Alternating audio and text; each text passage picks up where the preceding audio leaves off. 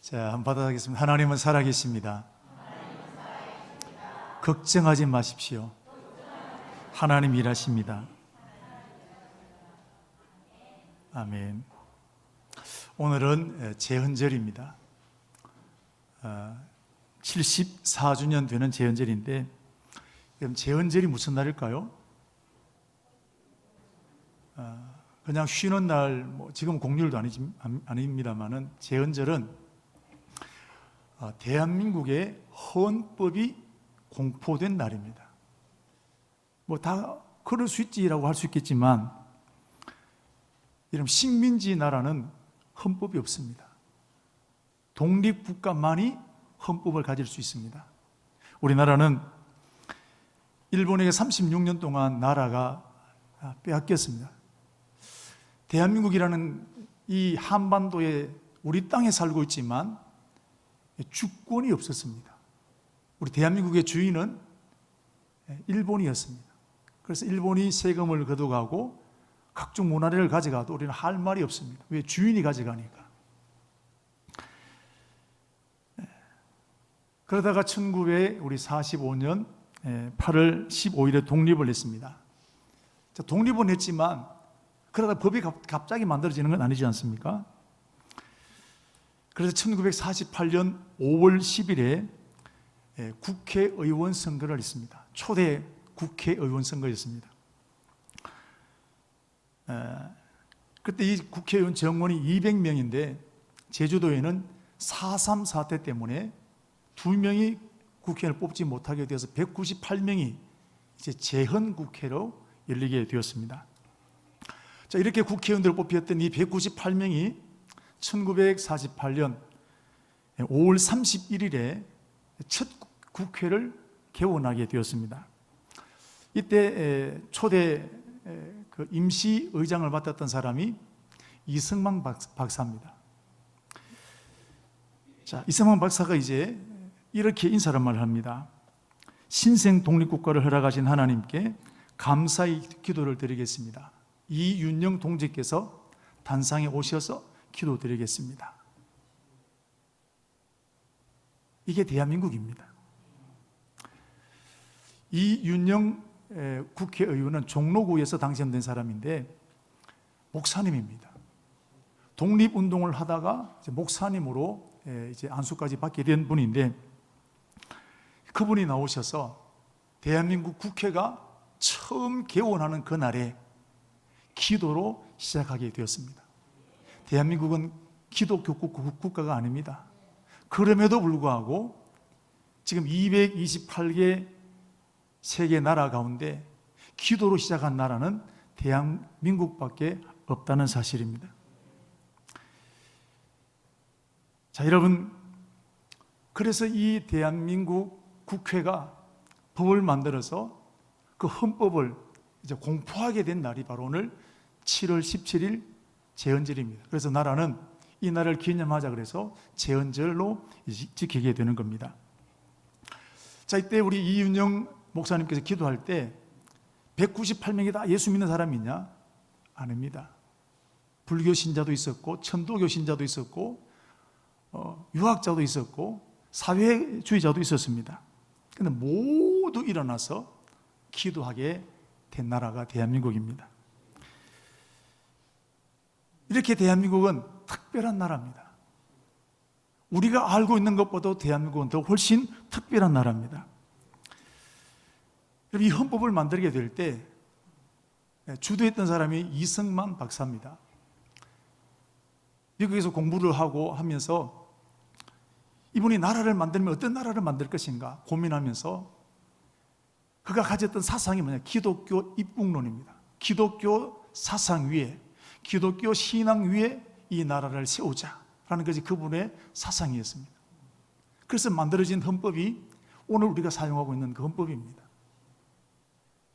하나님께서 치밀하게 준비하셔서 대한민국을 하나님의 나라로 세우시고 오늘날까지 이르게 된 것입니다. 자, 이렇게 여러분 믿음으로 출발한 나라, 대한민국은 특별하게 출발한 나라가 대한민국입니다.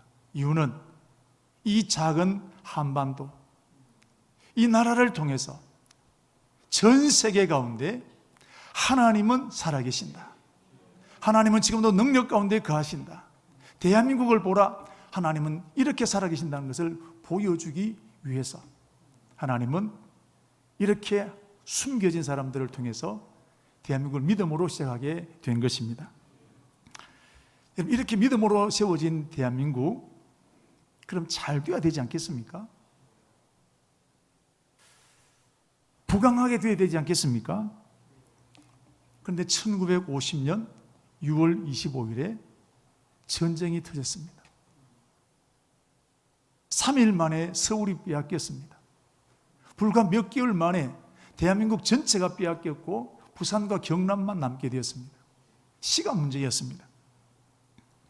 아니, 하나님이 세우신 이 나라인데, 기도로 시작한 이 나라인데 잘 돼야 되는데, 하나님을 거부하고 하나님을 대적하는 북한에 의해서 나라가 초토화되고 이제 곧 멸망 직전에 놓이게 되었습니다. 생각지도 못했던 일입니다. 도대체 하나님은 왜 이렇게 하셨을까요? 오늘 그런 내용이 오늘 본문에도 나옵니다. 히스기야라는 사람이 왕이 되었습니다. 히스기야는 마음속의 소원이 이승만 대통령처럼 이 나라를 믿음으로 세워야 되겠다. 신앙 개혁을 해야 되겠다. 그래서 신앙 개혁을 했던 사람이 히스기야입니다. 여러분, 혁명이나 쿠데타는 훨씬 쉽습니다. 힘으로 몰아붙이면 됩니다. 여러분, 소련이 공산화되어질 때 400만 명이 죽였습니다. 힘으로 몰아붙이는 겁니다. 중국이 공산화될 때 300만 명이 죽었습니다. 우리 캄보디아 킬링필드라는 영어도 나왔습니다만은 거기도 이런 공산화되어지게 될 때 안경 낀 사람 죽습니다. 살찐 사람들 처형됩니다. 배 나온 사람들, 또 이마가 좀 까진 사람들, 공부 많이 했다고 다 죽는 겁니다. 반대하는 사람들은 숙초로 몰아가는 겁니다. 이렇게 해서 공산 정권을 세우게 되었습니다. 혁명이나 쿠데타는 힘으로 몰아붙이면 쉽게 평정이 되어집니다. 그러나 개혁이라는 것은 사람의 생각을 바꾸고 의식을 바꾸는 것이기 때문에 시간이 오래 걸립니다. 특별히 어려운 것은 신앙의 개혁입니다. 여러분, 자식들 내 마음대로 되나요? 신앙 개혁은 굉장히 많은 시간이 걸리게 됩니다. 여러분, 교회를 개혁하자, 교회 안에 잘못된 거 바꿔야 된다, 말은 하는데 이게 쉽게 안 되는 겁니다. 왜? 의식이 바뀌어야 되고 내가 희생되어야 되는데 그걸 하지 않기 때문에 개혁은 말은 많이 하지만 실제로 개혁이 일어나기까지 쉽지 않다는 겁니다. 그런데 히스기야는 신앙을 개혁시켰습니다. 특별히 아버지가 잘못 뿌려놓았던 모든 신앙을 개혁했습니다. 히스기야의 아버지는 아하스인데 16년 동안 나라를 다스렸습니다. 16년이라는 세월은 강산도 2번 바뀐다라 그러지 않습니까? 짧은 시간이 아닙니다. 이 기간 동안 하나님보다는 아수르 나라를 하나님으로 섬겼던 나라가 아하스입니다. 왜? 하나님은 기도도 응답이 잘 오지도 않고 하나님은 당장 눈에 안 보입니다. 그러나 아수르 나라는 힘이 바로 보입니다. 예물 드리면 와서 도와줍니다. 그의 힘이 얼마나 강한지 한눈에 보이기 때문에 아하스라는 왕은 하나님을 섬기기보다도 아수르를 하나님 나라로 하나님을 섬겼던 사람입니다. 아수르는 당시에 최고의 강대국이었습니다. 그래서 그 나라가 섬기고 있는 신을 도입하게 되고, 성경을 보시면 이 아하스 왕이 아수르 왕을 찾아가서 나는 당신의 종입니다 그랬거든요. 굴종하는 겁니다. 그리고 그 나라를, 하나님이 세우신 그 나라, 다윗을 통해서 세워진 그 믿음의 나라를 우상 숭배하는 나라로, 아수르 나라가 섬기고 있는 모든 신들을 다 동원해서 우상 숭배하는 나라로 만들어버렸던 사람이 아하스입니다. 16년 동안의 나라를 완전히 우상 숭배하는 나라로 만들어버렸던 사람인 것입니다. 이것을 개혁하는 것이 말처럼 자 개혁합니다 그런다고 되겠습니까? 벌써 사람들은 16년 동안의 그 생활에 찌들러 있습니다. 습관이 되었습니다. 하나님을 섬기는 것보다 바알을 섬기는 것이 훨씬 더 쉽습니다. 몸이 그렇게 움직이는 거예요.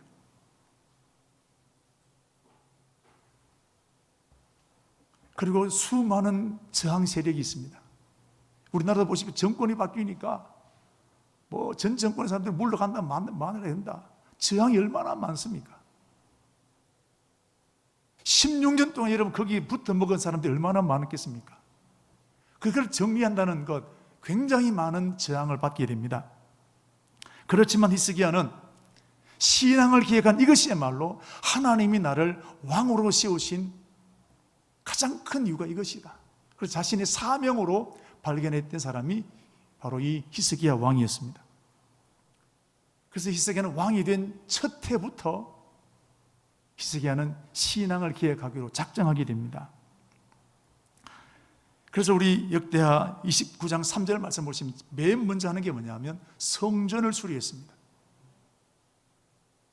자, 성전을 수리하게 되는데 왜 성전이냐? 성전이 있어야 예배가 드릴 수 있거든요. 성전이 모든 것이 중심이지 않겠습니까? 보십시오. 첫째 해 첫째 달에 여호와의 전 문들을 열고 수리하고 그랬습니다. 16년 동안 예배당은 다 막혔습니다. 다 파괴되었습니다. 엉망진창이 되었습니다. 거물줄이 다 쳐졌습니다. 그리고 난 다음에 히스기야는 제사장들을 불렀습니다. 레위인들을 불렀습니다. 그리고 내가 왕이 된 것은 신앙을 계획하는 것이다. 하나님 내게 주신 사명이다. 여러분이 나를 도와야 된다. 함께 가자. 그 각오를 백성들에게, 제사장들에게, 또 레위인들에게 함께 공유하게 되었습니다. 그리고 이제 본격적으로 이제 예배당을 성전을 수리하게 되는데 16년 동안 사용하지 않았던 성전입니다. 우리도 보십시오. 코로나 때문에 한 2년 동안 주방이 쉬었습니다. 2년 만에 주방을 이제 다시 밥을 먹으려 하니까 청소가 얼마나 많이 나오는지, 쓰레기가 얼마나 많이 나오던가요? 16년 동안 교회가 문을 닫았습니다. 예배당이, 성전이 막혔습니다. 그것을 수리하기가 얼마나 청소하게 되고 닦아내게 되고 새로 갈아 넣어야 되고, 이것을 하게 해보니까 수리하는 데 얼마나 걸리게 되었느냐? 역대 29장 17절 말씀을 보시면 자그마치 16일이 걸렸다는 겁니다.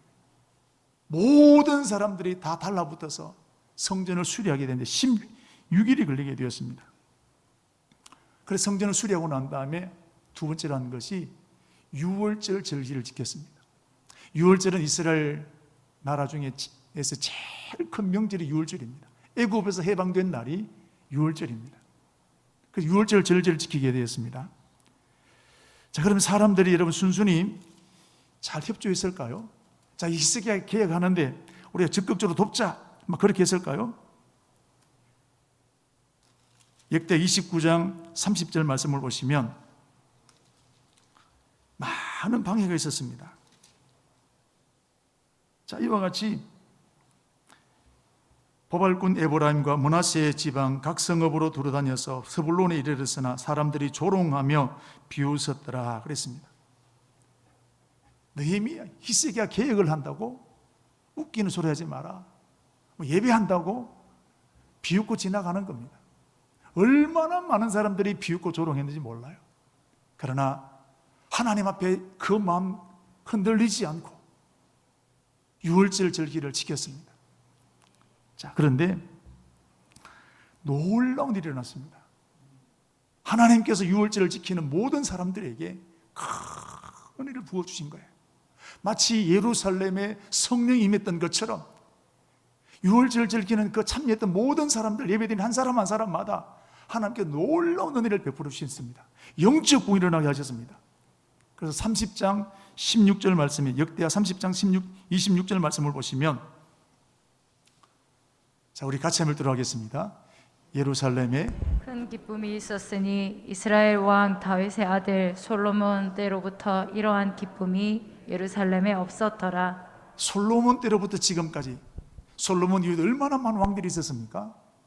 그럼에도 불구하고 솔로몬 때 지켰던 그 기쁨, 그때 외에 이스라엘 백성들이 큰 감격, 기쁨, 흥분, 하나님 앞에 예배드리면서 그 큰 기쁨과 충만한 은혜를 유월절기를 지키면서 회복하게 된 것입니다. 하나님은 예배드릴 때 은혜 주시는 것입니다. 예배드릴 때 솟아오르는 힘을 주시는 것입니다. 사랑하는 우리 청강교회는 예배가 살아있게 되기를 축복합니다. 준비하셔야 됩니다. 주일을 준비하시고, 그래서 우리가 예배, 주일을 드리는 이 예배가 하나님 임재가 넘치는 예배, 하나님의 기름 부으심이 넘치는 예배, 하나님을 만나는 예배, 예배를 통해 치유와 회복이 일어나야 될 줄로 믿습니다. 오늘 히스기야 왕 때 일어났던 이 놀라운 영적 부흥이 우리 청강교회 드리는 예배 가운데 일어나게 되기를 주의 이름으로 축복합니다. 은혜 받게 되니까요, 그 이스라엘 백성들이 안식일을 지키기 시작합니다. 말씀에 순종하기를 시작합니다. 사람은 은혜를 받아야 됩니다. 은혜 받아야 헌신이 나오게 됩니다. 오래되었다고 되는 게 아니라 직분으로 되는 게 아닙니다. 은혜 받아야, 영적인 감동이 와야 헌신할 때 기쁨이 되어지는 것입니다. 얼마만큼 은혜가 임하게 되었느냐면, 역대하 31장 6절에서 8절 말씀까지 보게 되면, 우리 같이 한번 읽도록 하겠습니다. 시작. 유다 여러 성읍에 사는 이스라엘 유다 자손들도 소와 양의 11조를 가져왔고, 또 그들의 하나님 여호와께 구별하여 드릴 성물의 11조를 가져왔으며, 그것을 쌓아 여러 더미를 이루었는데, 셋째 달에 그 더미들을 쌓기 시작하여 일곱째 달에 마친지라.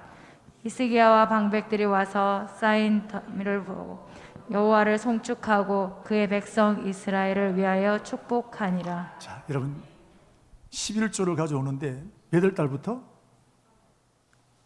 셋째 달부터 몇 월 달까지? 7월 달까지 가져오는 겁니다. 산더미를 이루었습니다. 얼마나 은혜가 임하게 되는지. 은혜 받으면 사람들에게 나타나는 현상이 뭐냐면, 하나님 앞에 드리고 싶은 거예요. 시간을 드리고 싶습니다. 물질을 드리고 싶습니다. 삭개가 은혜 받게 되었을 때 내 재산의 절반을 내어놓겠습니다.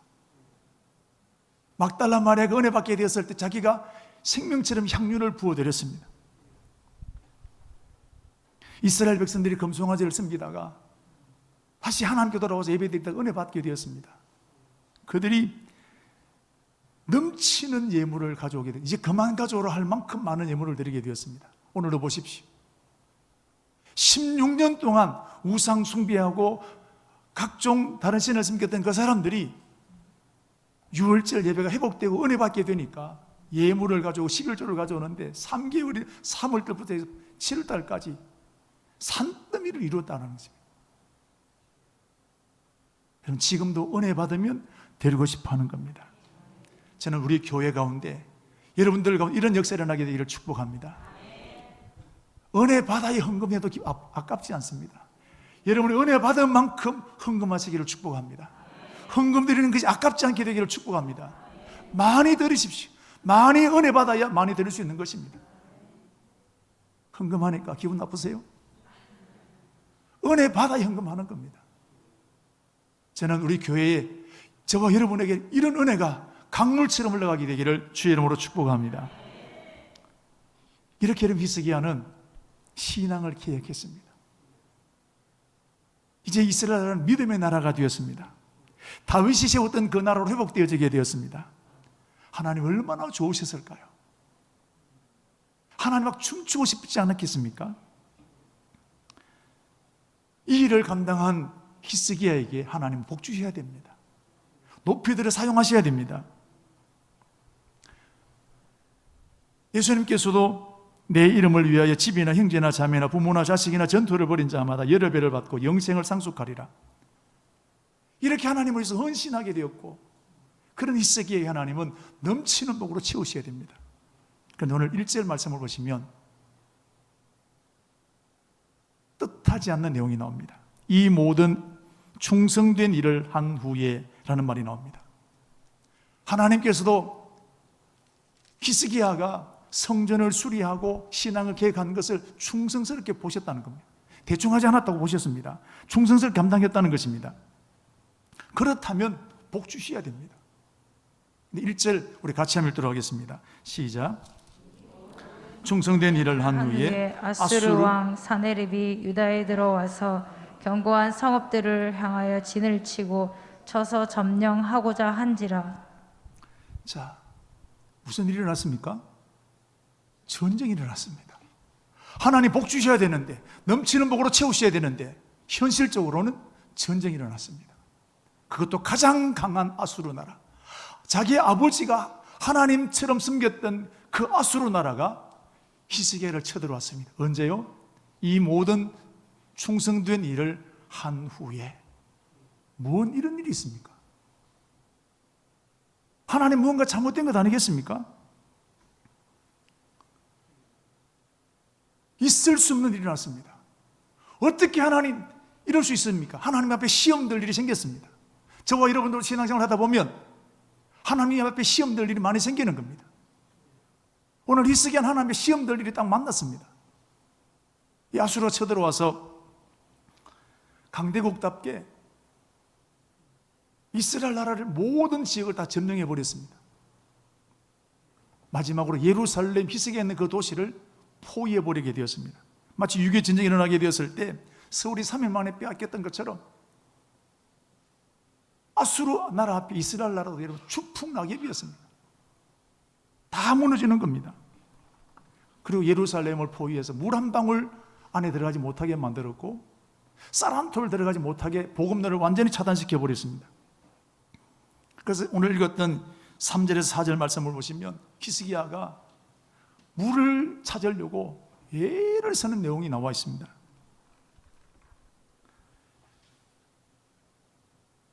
이제 예루살렘 안에는 양식이 다 떨어지고 물이 다 떨어집니다. 어떻게 해야 될까요? 열왕기 하 18장을 보게 되면 보십시오. 대변을 먹고 소변을 마셔야 되는 기가 막힌 일이 일어났습니다. 이게 언제 일어났느냐? 이 모든 충성된 일을 마친 후에 일어났습니다. 잘못될 때 이런 일이 일어나는 게 아니란 말이죠. 헌신하게 되었는데 신앙을 계획하고 난 다음에 이런 일이 일어나게 되었습니다. 그러면서 아수르 나라의 왕은 오늘 역대하 32장 18절 19절 말씀 보시면 항복하라 선동질하고 있습니다. 너무나도 치욕스럽습니다. 너무나도 모욕입니다. 아니 하나님이 살아계시면 도대체 왜 이렇게 하실까? 하나님의 충분히 시험될 거리가 지금 이스라엘 안에 벌어지고 있는 것입니다. 지금 히스기야가 살 수 있는 게 딱 한 가지입니다. 아무 조건 없이 항복하면 생명은 부지할 수 있습니다. 그 외에 다른 길 없습니다. 히스기야는 16년 동안 우상으로 찌들었던 이스라엘 나라를 신앙으로 개혁시켰습니다. 하나님을 섬기는 나라로 온전히 회복시켜 놓았습니다. 그런데 전쟁이 일어나서 대변을 먹고 소변을 먹어야 되는 이 기가 막힌 일 앞에 펼쳐지게 되었습니다. 망할 수밖에 없는 상황입니다. 최대 위기를 만나게 되었습니다. 우리나라도 이승만 박사가 기독교 신앙의 정신을 두고 헌법을 만들었습니다. 이제 힘차게 나아가면 됩니다. 하나님 복 주시면 됩니다. 해방도 되었겠다. 그런데 불과 2년 만에 유교가 터졌습니다. 나라 전체가 빼앗겨 버렸습니다. 공산화 되는 건 시간 문제였습니다. 오늘 우리나라도 그런 일을 만난 거예요. 우리 청강교도 마찬가지입니다. 보라 내가 세를 행할 것이다. 사명도 주셨습니다. 설렘과 기대가 충만했습니다. 그런데 시간이 지나도 아무런 변화가 일어나지 않았습니다. 힘이 빠집니다. 하나님 왜 이러십니까? 낙심할 때가 생기는 거예요. 우리 교회를 위해서 이런 진행 헌금도 있습니다. 이제 하나님께서 길을 여실까 우리가 얼마나 부풀었습니까? 그런데 길이 막혔습니다. 주인이 과도한 돈을 요구하고 있습니다. 힘이 빠져버릴 수도 있습니다. 제가 보니까 교회 다니는 사람들은 다 가슴에 총 맞은 자국이 있어요. 하나님을 위해서 교회를 헌신하게 되는데 사람들로부터 칭찬과 격려보다도 비난을 받고 손가락질을 받게 되고 총 맞은 흔적이 다 있어요. 다 여러분 가슴 받아 보니까 총 맞은 흔적이 다 있어. 교회를 다녀야 되나 말아야 되나? 다 여러분들 한 사람마다 교회를 섬기면서 총 맞은 가슴, 이게 다 쓰라린 가슴을 안고 살아가는 사람들입니다. 하나님 잘 되게 하셔야 되는데 현실적으로 다가오는 것은 총 맞는 일만 생기는 거예요. 여러분 신앙생활 하다 보면 하나님의 생각이 내 생각과 맞지 않을 때가 너무 많아요. 그래서 이사야서에 보면 하나님 이렇게 말씀하셨습니다. 내 생각은 너희 생각과 다르며 내 길은 너희 길과 다름이니라. 하나님 그렇게 말씀하셨어요.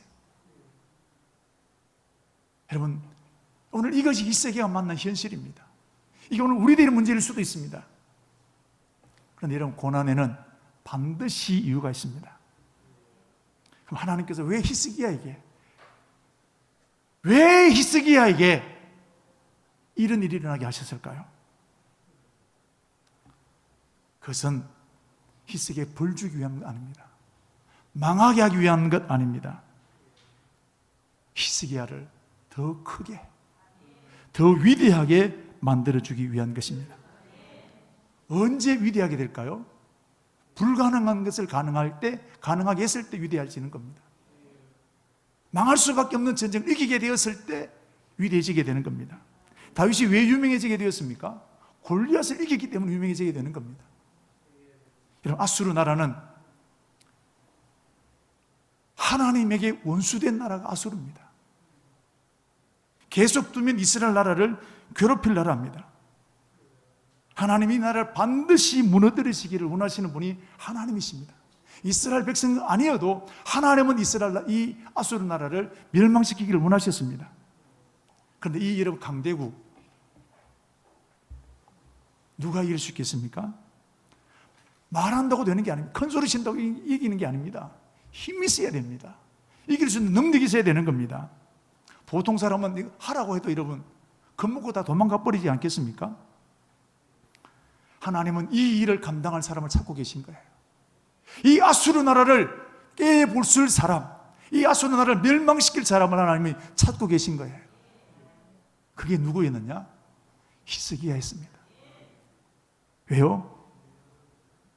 히스기야는 불가능했던 일, 16년 동안 무너졌던 우상 숭배에 빠졌던 이 이스라엘 나라를 신앙의 나라로, 믿음의 나라로 회복시켰던 계획을 이뤘던 사람이 히스기야였습니다.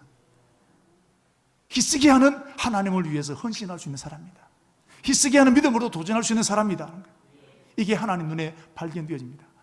하나님은 아무에게나 아수르 여러분 멸망시키기는 맡기지 않습니다. 하나님은 이 히스기야를 통해서 살아계신 하나님, 지금도 능력 가운데 거하신 하나님, 아수르를 멸망시키신 하나님이신 것을 다른 사람이 아니라 히스기야를 통해서 하기를 원하셨던 것입니다. 그래서 이 모든 일을 행한 후에 전쟁이 일어나게 된 이유가 여기 있는 것입니다. 하나님은 아무에게나 맡기지 않습니다. 목사라고 맡기지 않습니다. 오래 믿었다고 맡기지 않습니다. 직분 있다고 맡기는 게 아닙니다. 감당할 수 있는 사람에게 하나님 그 일을 맡기시는 겁니다. 저도 목회를 해 나가면서 사람들에게, 우리 성도들에게 여러 가지 부탁할 때가 많습니다. 누구에게 부탁하느냐? 감당할 사람에게 맡깁니다. 여러분 다윗을 보십시오. 그 골리앗을 이길 사람들이 장군도 있었습니다. 많은 군인들도 있었습니다. 그러나 다 도망가 버렸습니다. 그러나 오직 다윗 한 사람만, 너는 칼과 창과 단창으로 오지만 나는 만군의 여호와의 이름으로 내게 나가겠다. 그 사람은 오직 다윗 한 사람밖에 없었습니다. 누가 골리앗을 이길 수 있느냐? 나이가 아닙니다. 계급장이 아닙니다. 믿음 있는 사람이 이기게 되는 것입니다. 오늘도 하나님은 이 사람을 찾고 계시는 것입니다. 우리 청강교회가 이런 교회가 되어지게 되기를 축복합니다. 오늘도 열심히 기도하는데, 믿음으로 살려고 하는데 일이 꼬이는 사람이 있을 것입니다. 하나님 앞에 시험 든 사람 많이 있을 줄로 압니다. 이거 여러분 망하게 하기 위한 것이 아니라, 하나님은 저와 여러분을 통해서 지금까지 해결되지 못했던 그 문제를 해결하시기를 원하신다는 사실입니다. 그러므로 이 기회를 낙심으로 빼앗기지 않게 되기를 바랍니다. 이 기회를 원망과 불평으로 빼앗기지 않게 되기를 축복합니다. 하나님은 바로 이 아수르를 히스기야라는 사람을 통해 해결하기를 원하셨던 것입니다. 바로 저와 여러분에게도 마찬가지입니다. 바로 그 문제, 저와 여러분을 통해서 해결하시기를 하나님 원하시는 것입니다. 그 기회를 붙잡게 되기를 주의 이름으로 축복합니다. 그러므로 우리는 이때에 인간적인 방법 쓰면 안 됩니다. 히스기야는 어떻게 했을까요? 오늘 읽었던 5절 말씀을 보시면 히스기야가 힘을 내어라는 말이 나옵니다. 지금 상황은 절망입니다. 힘을 냈다는 겁니다. 자기 자신을 무장시켰습니다. 이런 문제를 만나게 되었을 때 나를 먼저 무장시켜야 됩니다. 내가 안 돼 하면 다 안 되는 겁니다. 나는 못해 하면 안 되는 겁니다. 내가 할 수 없다 하면 아무리 여러분 다른 할 수 있어도 못 해내는 겁니다. 문제를 만나게 되었을 때 지금이 바로 하나님의 살아계심을 보여줄 기회가 왔다. 할렐루야. 내가 나에게 말해야 됩니다. 하나님이 살아계신 것을 보여줄 때가 왔다. 내가 나를 향해 말해야 됩니다. 내가 무너지면 아무도 할 수 없습니다. 여러분, 감당하기 어려운 문제를 만났을 때 그 문제를 해결하기 위해서 가장 먼저 해결할 일은 나 자신을 믿음으로 무장시켜야 됩니다. 나 아니면 해결할 사람 없다. 욥이 그 많은 환난을 이겼던 비결이 뭘까요? 자기 자신을 무장했거든요. 내 마음이 내 생애를 비우지 아니하리라. 충분히 자기 자신을 비웃을 수 있습니다. 네가 뭐 되겠냐? 너는 희망이 없다. 너는 인생 끝났다. 근데 우리 욥은 내가 내 인생을 비우지 않겠습니다.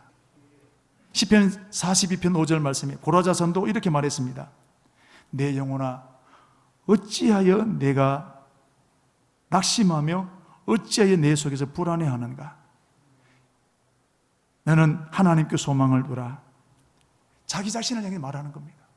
내 영혼아 어찌하여 불안해하는가? 두루야, 너는 오히려 하나님께 소망을 두라.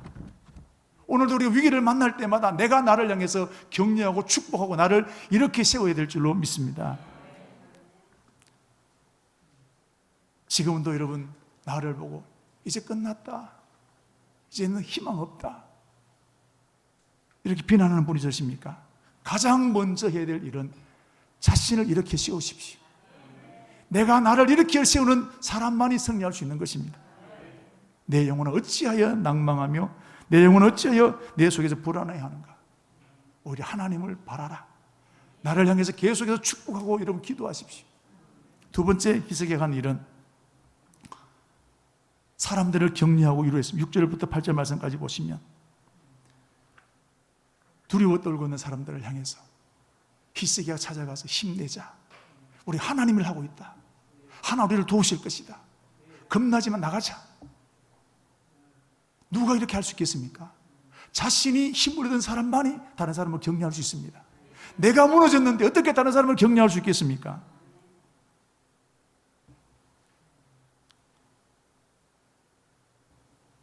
여러분, 마귀는 이렇게 절대로 하나 되지 못하게 만듭니다.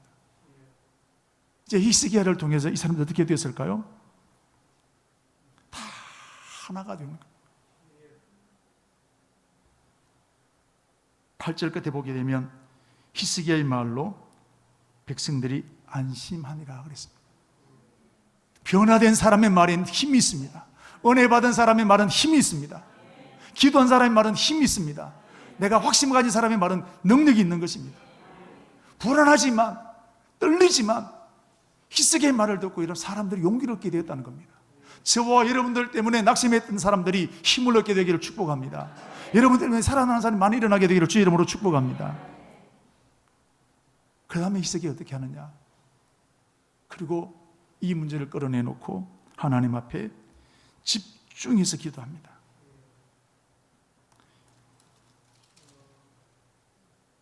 우리 지난번에 한번 본 적이 있습니다. 열왕기하 18장 14절에서 15절 말씀을 보시면 히스기야가 사자의 손에서 편지를 받아보고 여호와의 성전에 올라가 히스기야가 그 편지를 여호와 앞에 펴놓고 그 앞에서 히스기야가 기도하여 이르되 그릇들 위에 계신 이스라엘 하나님 여호와여 주는 천하만국의 홀로 하나님이시라. 주께서 천지를 만드셨나이다.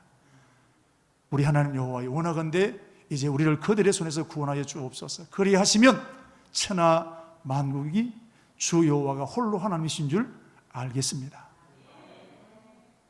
히스기야의 기도였습니다.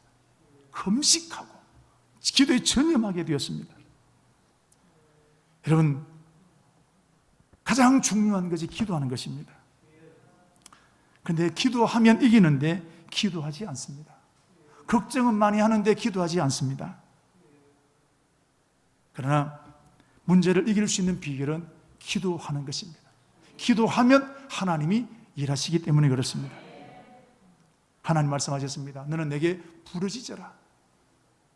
일을 행하시는 여호와 그것을 만들며 성취하시는 여호와가 말씀하시기를 너는 내게 부르짖어라. 그러면 내가 네게 응답하겠고 크고 네가 알지 못하는 은밀한 일들을, 크고 놀라운 일들을 보여주시겠다 약속하셨습니다. 히스기야는 생명 걸고 기도했습니다. 오늘 읽었던 21절 말씀을 보시면 하나님께서 한 천사를 보내서 아수르 왕의 전쟁에서 모든 큰 용사와 대장과 지휘관들을 멸하신지라. 아수르 왕이 낯이 있다고 그의 고국으로 돌아갔더니 그의 신전에 들어갔을 때 그의 몸에서 난 자들이 거기서 칼로 죽였더라 그랬습니다. 생각지도 않았던 일이 일어나게 되는 겁니다. 기도하면 하나님 일하시는 것입니다. 하나님 역사를 통치하시는 분이십니다. 기도하니까 하나님이 역사하셨습니다. 그리고 결과 23절입니다. 우리 다 같이 한번 읽도록 하겠습니다. 여러 사람이 예물을 가지고 예루살렘에 와서 여호와께 드리고 보물을 유다 왕 여호와께 드린지라. 이후부터 히스기야가 모든 나라의 눈에 존귀하게 되었더라. 이후부터, 언제부터요? 이후부터, 아수르 나라를 이기고 난 다음부터 히스기야가 위대하게 되었다는 것입니다. 하나님은 왜 충성스럽게 일을 마친 히스기야에게 아수르 전쟁을 만나게 하셨을까요? 이것 때문입니다. 6.25 전쟁으로 한국은 어떻게 되었습니까? 복음이 남한으로 내려왔습니다. 교회에 큰 부흥이 일어났습니다. 교회가 부흥되면서 한국은 경제적인 부흥이 일어나 지금 경제 11위가 되었습니다. 전 세계 선교사를 파송하는 선교하는 나라가 되었습니다. 전쟁을 통해서 하나님은 하나님이 살아계신 것을 대한민국에 보여주셨습니다. 북한은 어떻습니까? 그때나 지금이나 어렵습니다. 하나님은 그 전쟁을 통해서도 하나님이 살아계신 것 대한민국을 통해 지금도 보여주고 계신다는 사실입니다. 하나님은 왜 아수르에게 이 전쟁을 만나게 하셨을까요? 하나님이 살아계신다 하는 것을 보여주기 위해서, 히스기야를 더 위대하게, 더 존귀하게 쓰기 위해서 하나님은 이 전쟁을 만나게 하신 것입니다. 여러분, 저와 여러분들 중에 히스기야처럼 하나님의 시험 둔 분이 있으십니까? 열심히 했는데 길이 꼬인 사람이 있습니까? 감당이 어려운 역경을 만난 분이 있으십니까? 여러분, 이때 정신을 차려야 됩니다. 망하게 하기 위한 것이 아니라 하나님이 살아계신 것을 나를 통해서 보여주기를 원하신다는 사실입니다. 그러므로 절대로 이때 자신을 자신을 비난하지 마십시오. 절대 자신을 하찮게 여기지 마십시오. 확신 가져야 됩니다. 히스기야처럼 나를 통해서 하나님이 살아계신 것을 보여주기를 원하신다. 나를 격려하고 축복해야 되는 겁니다. 그리고 그 문제를 끌어안고 기도하면 하나님은 살아계셔서 그 기도를 들으시고 하나님이 살아계신 것을 확실하게 보여주시게 될 줄로 믿습니다. 우리를 바로 그 일에 감정자로 세우시는 주님이십니다. 이 모든 일을 행한 후에